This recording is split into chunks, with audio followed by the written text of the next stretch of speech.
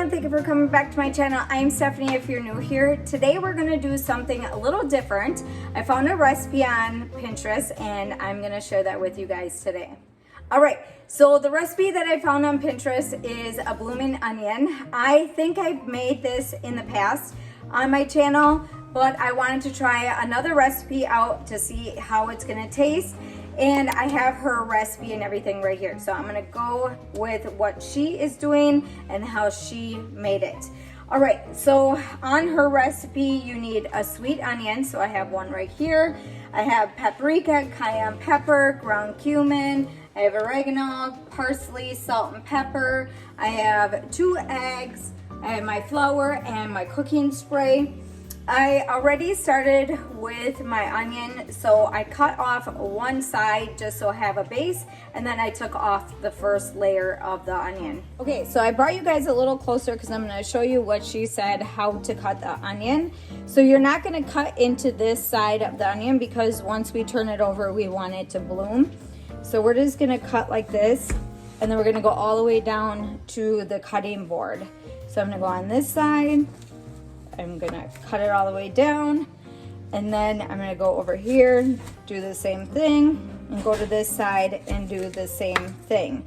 I'm gonna go ahead and cut the rest of the areas. So you're gonna cut down both of the sides that you didn't cut yet, or the corners, and you're going to want to have 16 spaces. That's what she has on her recipe.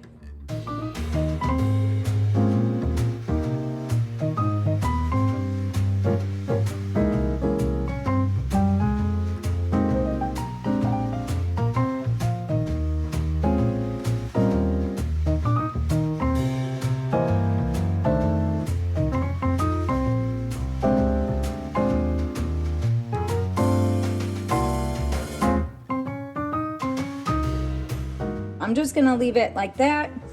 It says whisk the flour, paprika, or all the seasoning in one bowl. So I'm gonna go ahead and do that. I will leave the recipe to this, the blooming onion, down in the description so you can follow along and measure it out on your own. But I'm just gonna go ahead quick and measure it in the bowl.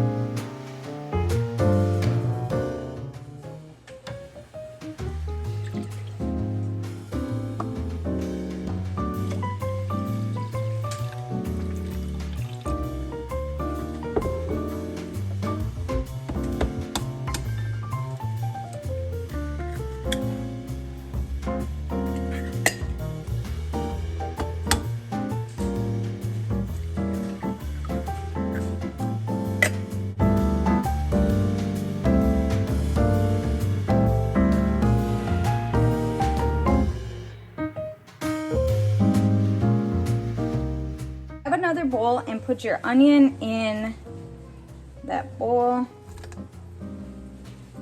It should look like this. And then we're gonna pour the flour mixture on top.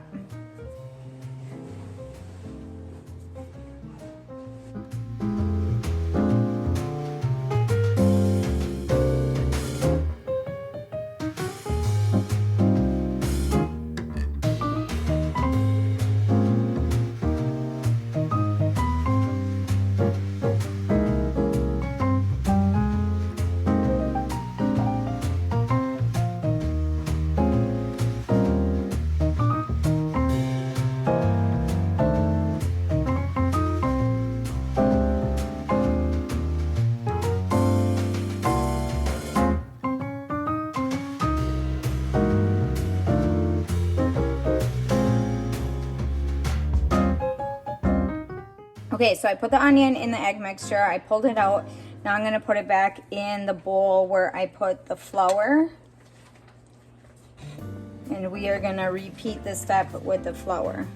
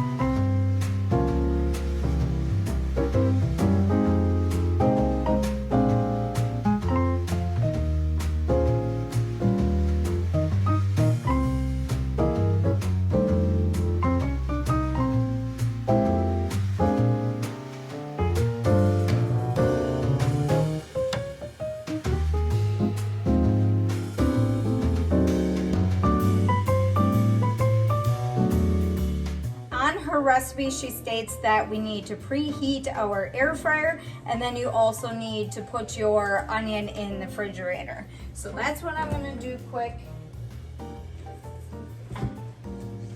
So as you're preheating the air fryer, that's going to sit in there. I'm going to preheat at 350. She said 10 minutes, but I think we're just going to go with 3 minutes. All right, so I'm gonna come back when the 3 minutes are up for preheating, and then we will go over the time that it takes to cook the blossoming onion. Okay, so now you're gonna make a foil sling for your basket so that you can pull the onion out when it is finished. Otherwise, you're gonna have a hard time taking it out. Okay, so just like that. And then just place it in so that the sides are hanging over. I'm gonna get my onion. Put it in. So now I'm gonna add my cooking spray to the onion. You're just gonna spray it all over, and then you're gonna do this 2 to 3 times through the process of cooking it. So we're gonna set our air fryer to 350. We're gonna cook it for 25 minutes. And like I said, in between there, you're gonna check it to see if it needs more cooking spray. If it is dry or you see flour, that's when you wanna spray them areas, and then cook it for the rest of the time. The onion is finished. I think it turned out pretty good.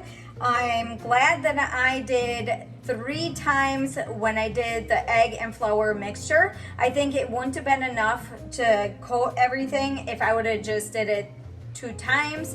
And for me, only preheating the air fryer for 3 minutes, I think it turned out perfectly fine that way. But she said to keep it in or preheat for 10 minutes and then leave the onion in the fridge for 10 minutes. So that's up to you if you guys want to follow it the way her recipe is. Okay, with doing the preheat for 3 minutes at 350 and then cooking it at 350 for 25 minutes. I sprayed it 3 times. So I sprayed it first before I put in, and then I sprayed it 2 more times during the cook time. And then she also mentioned that she sided it with some onion, some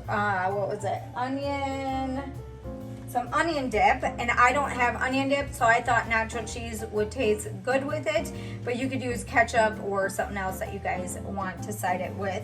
But this is what it looks like. All right, so hopefully you guys liked today's video. Don't forget to give me a big thumbs up. Don't forget to subscribe, and I'll see you in the next one.